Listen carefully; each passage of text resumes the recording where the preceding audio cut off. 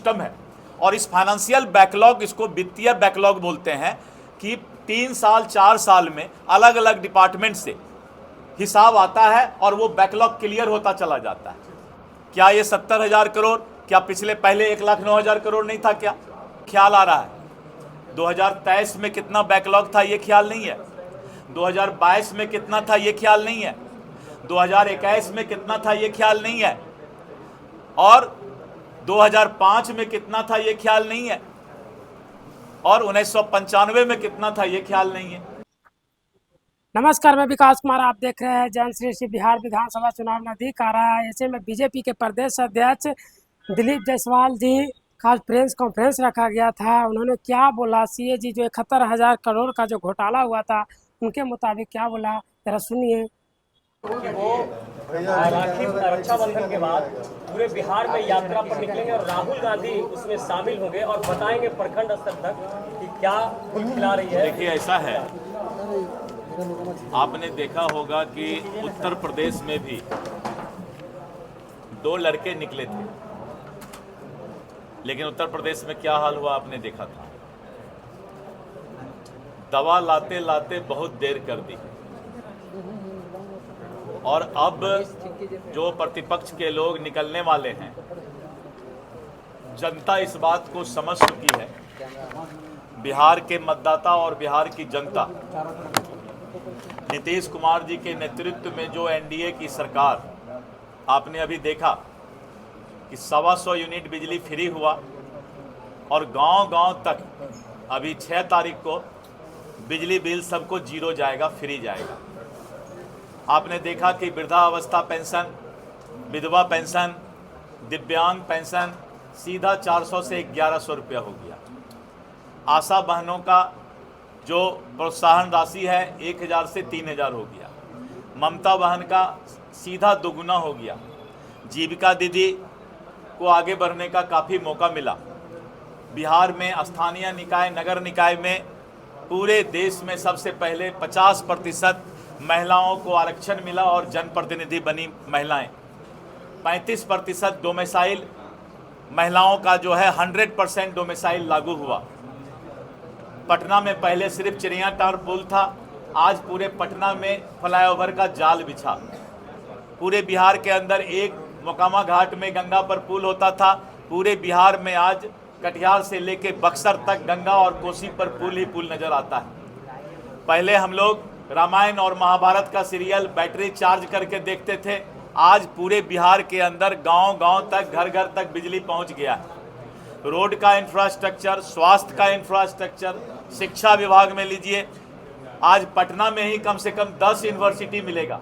पूरे बिहार में 10 यूनिवर्सिटी गिनती करके नहीं मिलता था, आज अगर पटना में लीजिए तो law university, medical university, engineering university, NIFT का यूनिवर्सिटी, तो इस तरह करके करीब 10 यूनिवर्सिटी पटना में ही बिहार सरकार ने बना लिया है। और चारों तरफ 2-2 एम्स का होना, मेडिकल कॉलेज का खुलना, इंजीनियरिंग कॉलेज, पॉलिटेक्निक कॉलेज, तो पूरे बिहार में विकास की बयार बह रही है। और अब प्रतिपक्ष निकलने वाले हैं तो बड़ा देर कर दिया। बिहार की जनता ने विकास का स्वाद चख लिया है और एनडीए सरकार के साथ पूरा बिहार की जनता एनडीए सरकार को फिर से भारी बहुमत से सरकार बनाने के लिए तैयार बैठी है। मुकेश सहनी जी को लेकर के काफी चर्चाएं हो रही हैं, क्या दिल आप लोग को? देखिए, राजनीति संभावनाओं का खेल है। राजनीति में किसी की भी संभावना कुछ भी बनती है, इसलिए मैं इस पर कोई चर्चा नहीं करना चाहूँगा।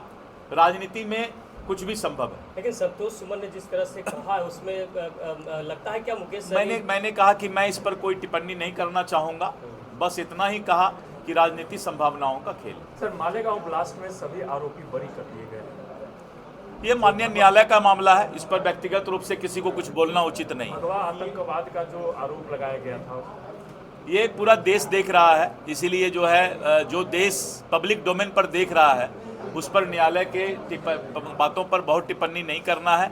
लेकिन ये जरूर है कि पूरा देश इस बात को समझ रहा है। सर, सीट शेयरिंग को लेकर क्या कुछ चर्चा हो रही है एनडीए में? अभी इस पर कोई चर्चा नहीं चल रही है। जब चर्चा चलेगा तो हम निश्चित रूप से आपको खबर करेंगे। चिराग पासवान लगातार प्रेशर बना रहे हैं। देखिए, ये आपकी सोच है, हमारी सोच ऐसी नहीं। लेकिन चिराग पासवान का ये कहना कि प्रदेश में जो है अपराध बढ़े हैं, सरकार में रहकर और सरकार के खिलाफ इस तरह का बयान। देखिए, चिराग पासवान जी ने अपराध के बारे में उस दिन कहा जिस दिन एक घटना घटी थी, लेकिन जब उन्होंने देखा कि नहीं, बिहार सरकार में कानून का अख्तियार है, गोपाल खेमका की हत्या में हत्यारा पकड़ा गया और एक इनकाउंटर हुआ, और उसी तरह से उन्होंने देखा कि जो गैंगस्टर का पारस अस्पताल में हुआ, 3-4 दिन के अंदर कलकत्ता तक से जो है पुलिस ने खींचकर उसको ले आया।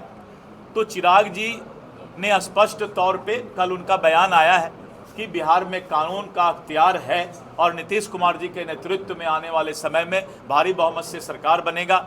और 243 सीट मैं इसलिए बोलता हूं कि हर सीट को जिताना चिराग पासवान की जिम्मेवारी है।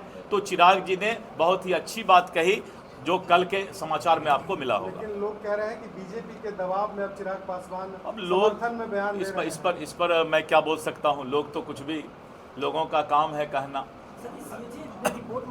सीएजी के रिपोर्ट में बिहार सरकार के सभी पदाधिकारी ने और स्पष्ट तौर पर प्रेस को सूचना दिया है कि ये फाइनेंशियल बैकलॉग इसको कहते हैं, और बिहार की जनता इस बात को जान रही है कि 2024 का सीएजी रिपोर्ट विपक्ष को ख्याल आ रहा है। 2023 में कितना बैकलॉग था ये ख्याल नहीं है, 2022 में कितना था ये ख्याल नहीं है, 2021 में कितना था ये ख्याल नहीं है, और 2005 में कितना था ये ख्याल नहीं है, और 1995 में कितना था ये ख्याल नहीं है।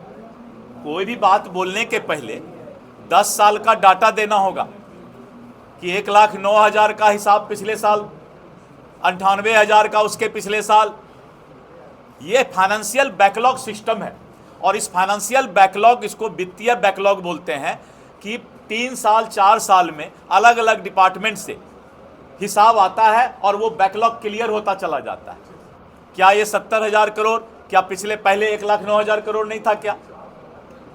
तो अब क्या है कि जनता जान रही है कि ये कैग का रिपोर्ट प्रत्येक साल इस तरह का आता है और प्रत्येक साल पिछला बैकलॉग क्लियर होता है।